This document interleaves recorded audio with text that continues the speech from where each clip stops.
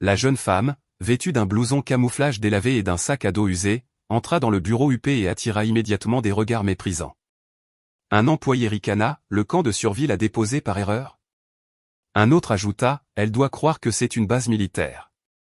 Émilie ne dit rien, se contentant de s'asseoir tranquillement dans un coin, comme si elle attendait des ordres.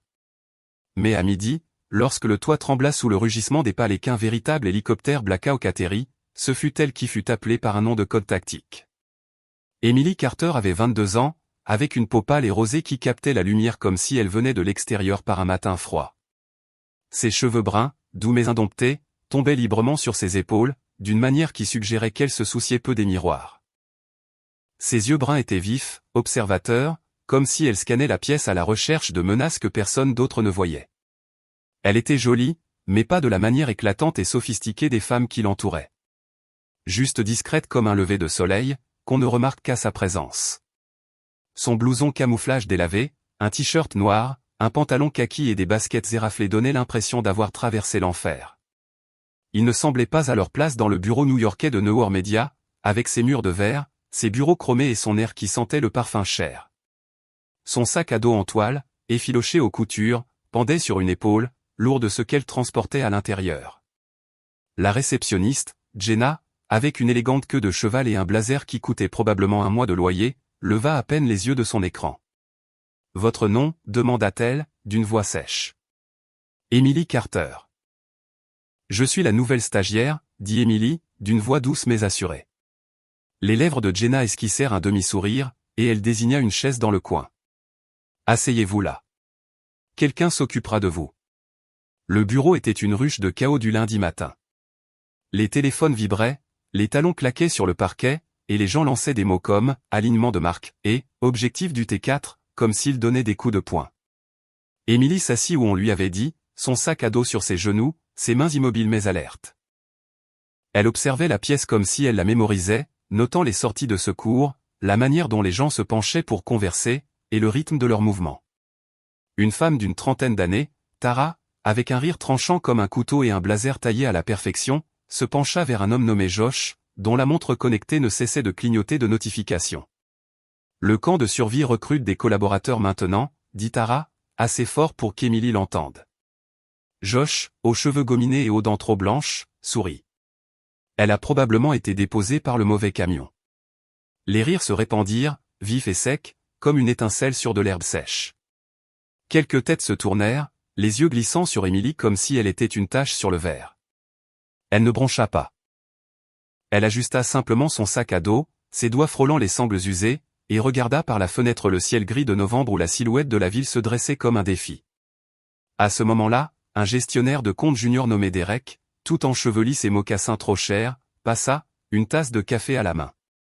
Il s'arrêta, regarda Emily de haut en bas, et laissa échapper un léger sifflement. « Qu'est-ce que c'est, une sortie pédagogique du camp d'entraînement » dit-il, assez fort pour que les bureaux voisins l'entendent. Les gens ricanèrent, les têtes surgissant comme des suricates. Derek s'appuya contre un bureau, un sourire narquois aux lèvres. « Vous savez, nous avons un code vestimentaire ici. Vous avez manqué le mémo, ou c'est votre façon de vous faire remarquer ?» Emily garda les yeux sur la fenêtre, ses doigts se resserrant légèrement sur la sangle de son sac à dos. « Je suis là pour travailler » dit-elle, d'une voix basse mais ferme. Derek rit, se tournant vers Tara. « Ah, travailler. On dirait qu'elle est prête à creuser une tranchée. » La pièce bourdonna d'amusement. Quelques personnes applaudirent comme s'il s'agissait d'une performance. Emily ne réagit pas. Elle se leva, ajusta son blouson et se dirigea vers la salle des fournitures, ses pas assurés comme si elle naviguait dans un champ de mines. Les rires la suivirent, mais elle ne se retourna pas. La présentation de l'équipe eut lieu à 9h30 dans une salle de conférence avec des fenêtres allant du sol au plafond et une table en acajou qui brillait sous les lumières. Greg, le chef d'équipe, était un homme maigre et nerveux d'une quarantaine d'années, avec un plissement des yeux qui donnait l'impression qu'il vous jaugeait constamment. Il énuméra les présentations comme s'il lisait une liste de courses, s'arrêtant à peine lorsqu'il arriva à Emily. « Emily Carter, stagiaire temporaire, logistique ou autre, » dit-il, tournant la page suivante de ses notes. Emily se leva, sa voix claire malgré sa douceur. « Je suis ici pour assister à la coordination des opérations et de la chaîne d'approvisionnement. Greg la coupa d'un geste de la main. Peu importe, demandez-lui juste de vérifier l'inventaire des fournitures. Il désigna une pile de trombones près de la porte, comme si elle était une réflexion après coup. Une femme à l'arrière, Vanessa, avec un bracelet en diamant et un froncement de sourcils qui aurait pu faire tourner le lait, chuchota à sa voisine, un bureau chic comme ça engage des stagiaires militaires maintenant. La pièce gloussa, le son froid et aigu. Émilie prit un trombone et sortit, ses baskets grinçant légèrement sur le sol poli. Quelqu'un murmura, « C'est quoi cette ambiance de surplus militaire ?» Et les rires la poursuivirent dans le couloir. Alors qu'Émilie disparaissait dans le couloir, une coordinatrice de projet nommée Rachel, avec une coupe au carré et l'habitude de faire tournoyer son stylo, se pencha vers Greg. « Vous êtes sûr d'elle » demanda-t-elle, sa voix dégoulinant de doute. Elle ne crie pas vraiment l'esprit d'équipe. Greg sourit, tapotant son stylo sur la table. Elle est temporaire, probablement une sorte de quota de diversité. Laissez-la compter les stylos et rester à l'écart. La pièce hocha la tête, quelques personnes échangeant des regards complices. Rachel se leva et se dirigea vers la porte, jetant un coup d'œil à Émilie, qui tournait déjà les pages du trombone avec une concentration qui ne correspondait pas au mépris ambiant. Rachel se retourna, sa voix assez forte pour être entendue. « J'espère qu'elle est meilleure en inventaire qu'en premières impressions. » Les rires furent plus doux cette fois, mais ils blessèrent tout autant. Émilie, hors de vue, marqua une pause d'une fraction de seconde, sa main planant au-dessus du trombone, puis continua son travail, son visage impénétrable. Si cette histoire vous touche en plein cœur, peut-être avez-vous ressenti ses regards, entendu ses rires alors que vous essayez simplement d'exister. Faites-moi une faveur, prenez votre téléphone, aimez cette vidéo, laissez un commentaire sur ce qu'elle vous fait ressentir, et abonnez-vous à la chaîne. Des histoires comme celle d'Émilie nous rappellent que nous ne sommes pas seuls, et votre soutien les maintient en vie. Bien, continuons. Émilie passa la matinée dans un débarras exigu, cochant des articles sur la liste d'inventaire, boîtes de stylos, rames de papier, capsules de café empilées comme des munitions. Ses mains bougeaient avec une précision silencieuse, comme si elle avait fait cela dans des endroits pires qu'un bureau climatisé. Elle marqua une pause, jetant un coup d'œil à une petite photo d'elle avait glissée dans son sac à dos. Un groupe de soldats en tenue de désert, leurs visages brouillés par la poussière, mais elle ne s'attarda pas. Vers 10h15, un hurlement perçant déchira le bureau, l'alarme incendie du 10e étage hurlait pour la 3e fois cette semaine. Les gens gémirent, certains se couvrant les oreilles, d'autres sortant leur téléphone pour se plaindre. Kyle, le technicien, grand et mince, avec un chignon pour homme et une cigarette électronique glissée dans sa poche, leva les mains. C'est encore le relais. Il faut le fabricant, 2 jours, peut-être 3. Le bureau bourdonna de frustration, mais Émilie posa son trombone et se dirigea vers le panneau d'alarme. Elle l'étudia un instant, ses yeux se plissant comme si elle lisait une carte. Elle ouvrit le couvercle d'un mouvement du poignet, sortit un stylo-bille de sa poche et réinitialisa le relais d'une seule pression délicate. L'alarme s'arrêta. La pièce devint silencieuse, tous les yeux rivés sur elle. Kyle cligna des yeux, sa cigarette électronique pendante. « Comment avez-vous » Émilie referma le stylo et le remit dans sa poche. Dans l'armée, nous devions les réparer sous le feu. Elle retourna à son inventaire, ses baskets silencieuses maintenant, comme si la pièce retenait son souffle.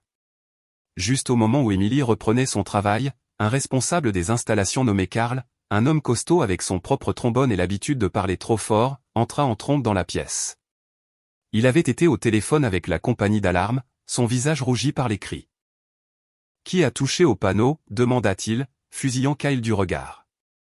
Avant que Kyle ne puisse répondre, Tara désigna Émilie, sa voix perçante d'amusement. Elle l'a fait avec un stylo, pas moins. Karl se tourna, ses yeux se plissant alors qu'il observait le blouson camouflage et les baskets éraflées d'Émilie. « Vous vous prenez pour une électricienne maintenant ?» Il rit, un rire profond et moqueur qui résonna sur les murs. « La prochaine fois, laissez ça aux professionnels, petite. » Émilie ne leva pas les yeux de son trombone. « C'est réparé, dit-elle, sa voix égale. » Karl renifla, secouant la tête en s'éloignant. « Incroyable, des stagiaires qui jouent les héros. » La pièce bourdonna de chuchotements. Quelques personnes sourirent en regardant Émilie cocher une autre case sur sa liste, ses mains fermes comme si elle n'avait pas juste fait taire une sirène que personne d'autre ne pouvait. Le silence ne dura pas. À midi, la salle de pause était remplie de stagiaires, tous dans la vingtaine, habillé comme s'il passait une audition pour un blog de mode de vie. Émilie était assise au bord d'une table, mangeant un sandwich d'un sac en papier brun, son sac à dos à ses pieds. Tara, avec un eyeliner parfait et une voix qui portait comme un mégaphone, se pencha en avant. « Alors, Émilie, c'est quoi ce camouflage? Vous allez à la chasse après le travail ?» Son ami sourit, anticipant déjà la chute. Émilie prit une bouchée, mâcha lentement et répondit, « J'y suis habituée. C'est plus pratique pour bouger. » Josh, le petit ami de Tara, avec un sourire narquois qui semblait coller à son visage, rit si fort qu'il faillit renverser son latte. Pour échapper au délai. Une autre stagiaire, Sophie, avec des mèches qui coûtaient plus cher que toute la tenue d'Émilie, intervint. « Où descendre quelqu'un qui rejette votre brouillon ?» La table éclata de rire, les rires rebondissaient sur les comptoirs en marbre. Émilie ne leva pas les yeux. Elle baissa la tête, prit une autre bouchée et laissa le bruit rouler sur elle. Ses doigts se resserrèrent légèrement sur son sandwich, le seul signe qu'elle les avait entendus. Le rire devint plus fort, comme s'il se nourrissait de son silence. Plus tard dans l'après-midi, l'équipe marketing était en pleine frénésie, s'affairant à préparer une présentation client de dernière minute. Un drone était censé capturer des images aériennes pour une campagne publicitaire, mais le pilote engagé s'était désisté, les laissant avec un équipement inutile et une date limite imminente. Sophie, sirotant maintenant un smoothie, aperçut Émilie passant avec une pile de dossiers. « Et, la fille en camo » appela-t-elle, sa voix dégoulinant de sarcasme. « Vous êtes à fond dans la vie de baroudeuse, n'est-ce pas? Vous vous y connaissez en drone ?» La pièce ricanèrent, s'attendant à ce qu'Émilie s'embrouille. Émilie marqua une pause, posa les dossiers et jeta un coup d'œil au drone sur la table. « Je peux essayer d'utiliser mon téléphone, dit-elle, d'un ton neutre. » Josh rit, frappant la table. « Pour qui vous prenez-vous? L'armée de l'air ?» Émilie l'ignora, sortit son téléphone et le synchronisa avec le drone en quelques secondes. Elle le fit voler avec des angles parfaits, un suivi fluide, capturant des images qui firent arrêter la directrice de création, une femme nommée Lisa, avec une coupe au carré net et des yeux plus vifs, en plein milieu de sa phrase. La pièce devint silencieuse lorsque le drone atterrit en douceur. Lisa la fixa. « Où avez-vous appris ça ?» Émilie haussa les épaules. Pendant une mission d'extraction, les mots restèrent suspendus, lourds, mais personne n'osa en demander plus. Le lendemain matin, Émilie était là avant tout le monde, ses baskets silencieuses sur le parquet alors qu'elle se glissait dans le bureau. L'endroit était calme, juste le ronronnement de la climatisation et la faible lueur des écrans d'ordinateur. Elle s'assit à son bureau, triant les journaux de fourniture avec une concentration inébranlable, ses mains bougeant comme si elle connaissait le travail par cœur. Vers 7h30, l'équipe de design Lorraine, Claire et Mia, 3 femmes d'une vingtaine d'années avec des manucures assorties et une obsession commune pour les réseaux sociaux Xariva, gloussant déjà à propos de leur dernière idée TikTok. Elles diffusaient une vidéo en direct qu'elles appelaient « Une journée de soldats », avec des fusils et des casques de dessin animés clignotant à l'écran. Lorraine, avec un rire de hyène, tendit une tasse de café à Émilie. « Saluez le manager avec ça, dit-elle, ses yeux scintillant de malice. Claire, petite et à la langue acérée, attrapa le sac à dos d'Émilie de la chaise et commença à fouiller dedans. Voyons ce qu'il y a là-dedans. Des grenades? Une boussole? Les autres hurlèrent de rire alors que Claire sortait une boîte en fer blanc rouillé et une carte déchirée, les tenant en l'air pour la caméra. Qu'est-ce que c'est que ça? Une carte au trésor de pirates? Le chat en direct explosa d'émojis rieurs et de commentaires comme « Ambiance perdue dans les bois ». Émilie tendit la main vers son sac à dos, sa voix basse mais ferme. Attention. C'est fragile. Claire marqua une pause d'une seconde seulement, mais les rires continuèrent, le téléphone enregistrant toujours. Juste à ce moment-là, un concierge nommé Mike, un homme plus âgé avec une barbe grise et une manière tranquille de se déplacer, passait la serpillière à proximité. Il jeta un coup d'œil à la carte dans la main de Claire, ses yeux se plissant légèrement. Il avait servi dans la marine des années auparavant, et quelque chose dans les lignes de grille et les marques manuscrites lui semblait familier, comme quelque chose qu'il avait vu sur une table de navigation de navire. Il ne dit rien, il continua simplement de passer la serpillière. Mais son regard s'attarda sur Émilie alors qu'elle reprenait son sac à dos. Elle croisa son regard un instant, un rapide hochement de tête passant entre eux, comme un signal que personne d'autre n'avait capté. L'équipe de design ne remarqua rien, trop occupée à rire et à lire les commentaires du chat à voix haute. Celle-ci dit qu'elle est prête pour l'apocalypse zombie. Mia ricana, zoomant sur la carte. Emily referma son sac à dos, ses mouvements délibérés, et retourna à son bureau. Mike continua de passer la serpillière, mais il la regarda partir, sa prise se resserrant sur le manche de la serpillière comme s'il en savait plus qu'il ne le laissait paraître. Harold, le directeur financier, passa à ce moment-là.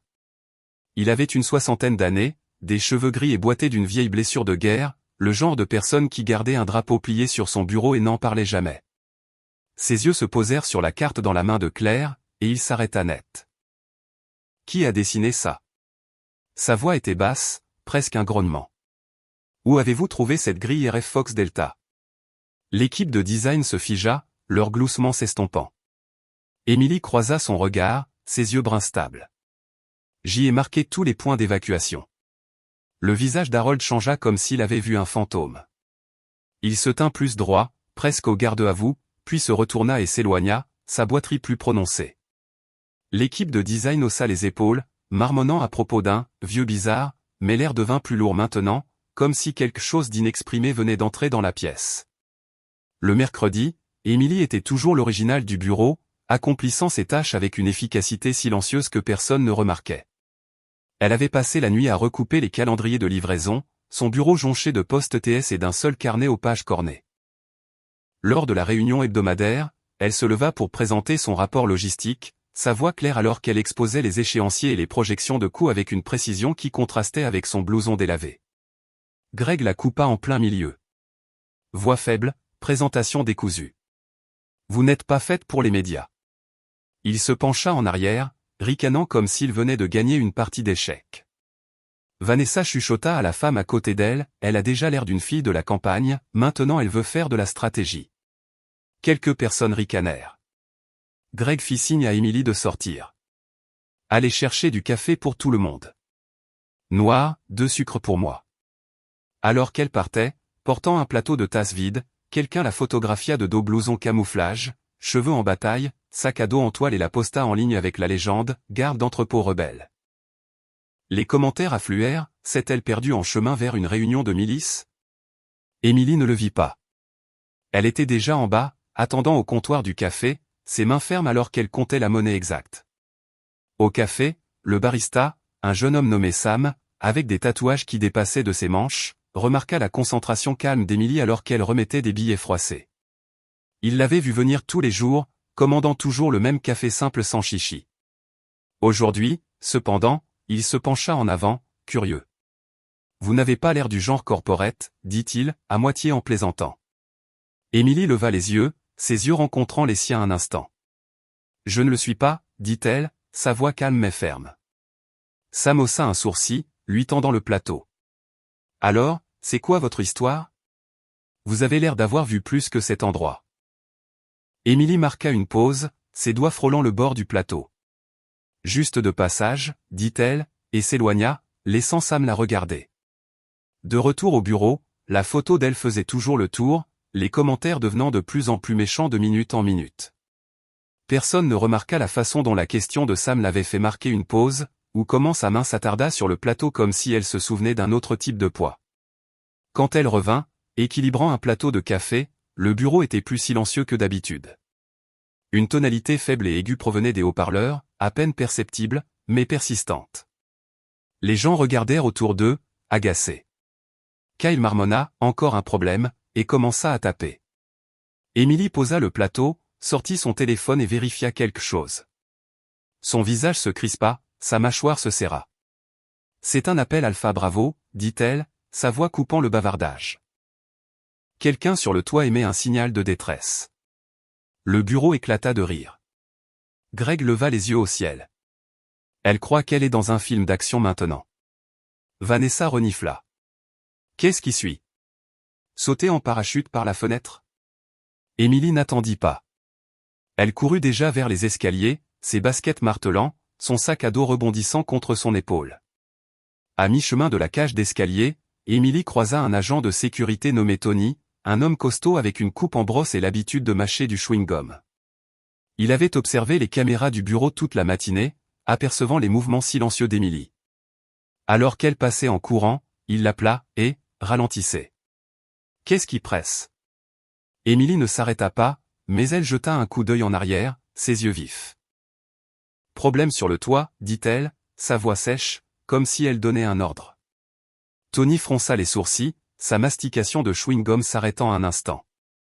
Il avait fait un séjour dans l'armée des années auparavant, et quelque chose dans son ton, sa posture, lui semblait familier, comme un soldat qui en savait plus qu'il ne le disait. Il hésita, puis la suivit, sa radio crépitant alors qu'il appelait des renforts. En bas, le bureau riait toujours, inconscient de la façon dont les pas de Tony s'accéléraient comme s'il sentait quelque chose que le reste d'entre eux ne percevait pas. La porte du toit claqua, et Émilie sortit juste au moment où l'air commença à trembler. Un battement sourd et rythmé devint plus fort, plus proche, jusqu'à ce qu'un hélicoptère Black Hawk descende, ses pales soulevant poussière et vent. En bas, le bureau explosa. Les gens se précipitèrent aux fenêtres, téléphone sorti, enregistrant l'hélicoptère militaire. Josh cria, sa voix aiguë de choc, « Il y a un homme en noir là-haut !» Greg s'avança en trombe, le visage rouge. « Qui a appelé ça? » « C'est un bâtiment civil. » Émilie se retourna, ses cheveux fouettés par le souffle des pales. « Désolé, dit-elle, sa voix stable. Ils sont là pour moi. » Les rires furent plus forts cette fois, incrédules, jusqu'à ce qu'un homme en équipement tactique sorte de l'hélicoptère, ses bottes lourdes sur le toit. « Lieutenant Carter » cria-t-il. « Statut du drapeau de mission ?» Le bureau devint silencieux. Les téléphones s'abaissèrent, les yeux s'écarquillèrent.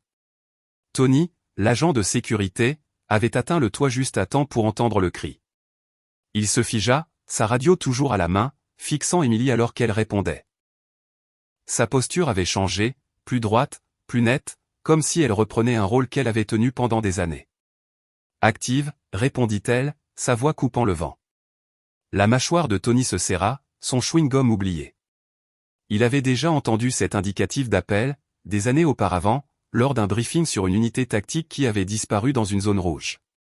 Il recula, sa main planant au-dessus de sa radio comme s'il ne savait pas s'il devait parler ou saluer.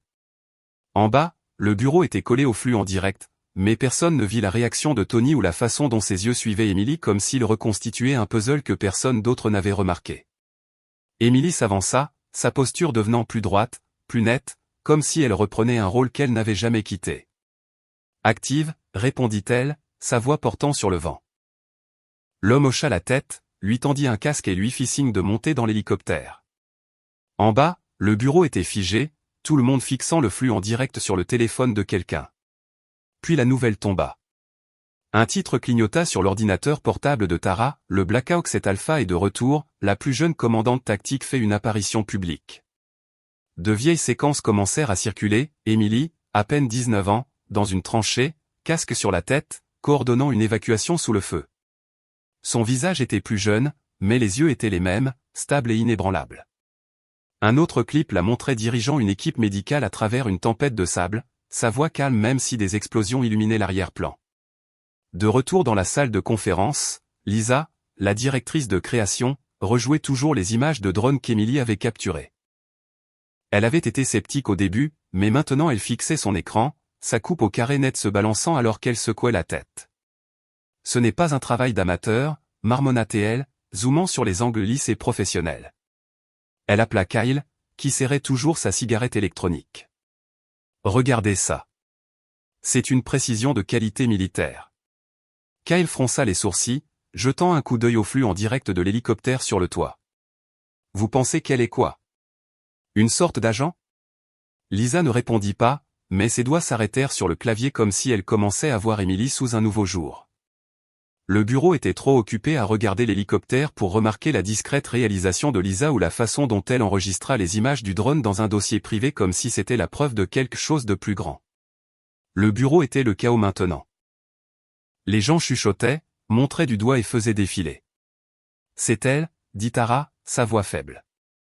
Josh fixait son téléphone, son sourire narquois disparut. Claire, tenant toujours la carte déchirée, la laissa tomber sur le bureau comme si elle était radioactive. Harold se tenait près de la porte de son bureau, regardant les images avec un air mi-fierté, mi-douleur.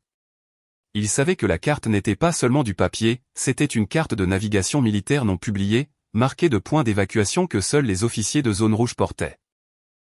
Émilie l'avait gardé dans son sac à dos à côté d'une boîte en fer blanc rouillé qui contenait probablement son déjeuner, comme si c'était juste une autre chose qu'elle transportait. Alors que le rugissement de l'hélicoptère s'estompait, une représentante RH junior nommée Amanda, avec des lunettes et une habitude nerveuse de tirer sur ses manches, faisait défiler son téléphone dans la salle de pause. Elle tomba sur un bulletin du ministère de la Défense qui venait d'être rendu public, mentionnant le Black Hawk 7 Alpha et une lieutenant Carter. Ses mains tremblèrent alors qu'elle cliquait, trouvant une photo granuleuse d'Emily, plus jeune, en tenue tactique, debout devant un véhicule en feu. Amanda halta, assez fort pour faire tourner Sophie. « Quoi » demanda Sophie, agacée. Amanda tendit son téléphone en avant. « C'est elle. C'est Emily. » La salle de pause devint silencieuse, tout le monde se pressant pour voir. Le bulletin décrivait une mission d'il y a 3 ans qui sauva une unité tactique perdue en zone rouge, dirigée par la plus jeune commandante jamais enregistrée. La voix d'Amanda trembla. Ce n'est pas juste une stagiaire. Personne ne répondit, mais l'air changea comme si la vérité était enfin en train de s'imposer. Sur le toit, des agents du ministère de la Défense attendaient. Une femme avec un chignon serré et un trombone parla à Emily à voix basse. « Protection stratégique du personnel », dit-elle. « Vous êtes requise. » Emily hocha la tête, ajusta son sac à dos et monta dans l'hélicoptère. Elle ne regarda pas en arrière, ne fit pas de signe, ne se vanta pas. La porte se referma, et le Black Hawk décolla, disparaissant au-dessus de la ligne d'horizon. En bas, le bureau était silencieux, le bruit des pales s'estompant au loin. Les retombées furent rapides. Greg fut convoqué au RH cet après-midi-là. Le soir, il faisait ses cartons, renvoyés après que le message « Garde d'entrepôt rebelle » ait été remonté à son compte. Le commentaire chuchoté de Vanessa sur le « look de fille de la campagne » d'Emily devint viral, et son contrat d'édition avec un grand éditeur s'effondra lorsque les captures d'écran firent le tour des réseaux sociaux. La vidéo de l'équipe de design, une journée de soldats, fut retirée après un flot de commentaires la qualifiant de cruelle, et Lauren perdit son contrat de sponsoring de marque de vêtements. Claire tenta de s'excuser en ligne, mais son message fut noyé sous des clips des séquences d'Emily sur le champ de bataille, partagés des millions de fois. Le bureau ne parla plus d'Emily après cela, mais son nom était partout, sur les sites d'information, les bulletins du DoD et dans les conversations discrètes près de la machine à café. Elle était la lieutenante Carter, la plus jeune commandante tactique du Black Hawk 7 Alpha, qui menait des évacuations dans les zones rouges et quittait un bureau qui ne l'avait jamais vu venir. Les jours suivants, Mike, le concierge, nettoyait la salle de pause lorsqu'il entendit Tara et Josh chuchoter à propos des images virales. Il marqua une pause, sa serpillière immobile, et les regarda. « Vous ne saviez pas à qui vous aviez affaire, » dit-il, sa voix basse, comme s'il énonçait un fait. Tara rougit, son eyeliner n'étant plus si parfait. « On plaisantait, marmonna-t-elle. « Et alors ?» Mike secoua la tête, sa barbe captant la lumière. « Des blagues comme ça coûtent aux gens leur dignité. » Il retourna à sa serpillière, laissant Tara et Josh fixer le sol. Personne d'autre n'entendit l'échange, mais il persista comme un avertissement que personne d'autre ne suivrait. L'absence d'Emily était plus retentissante que sa présence ne l'avait jamais été, et le bureau semblait plus petit sans elle. La vie a sa façon de vous juger pour qui vous êtes, pour les vêtements que vous portez, la façon dont vous restez, l'espace que vous occupez. Emily Carter a vécu ce jugement chaque jour dans ce bureau, et elle ne l'a jamais laissé la briser. Elle a porté sa vérité en silence, non parce qu'elle était faible, mais parce qu'elle n'avait pas besoin de leur approbation. Elle avait gagné sa place dans un monde qu'il ne comprendrait jamais. Et quand la vérité a éclaté, elle n'a été ni bruyante ni vengeresse, elle a juste été réelle. D'où regardez-vous ? Laissez un commentaire ci-dessous, et suivez-moi pour marcher avec moi à travers le chagrin, la trahison, et enfin la guérison.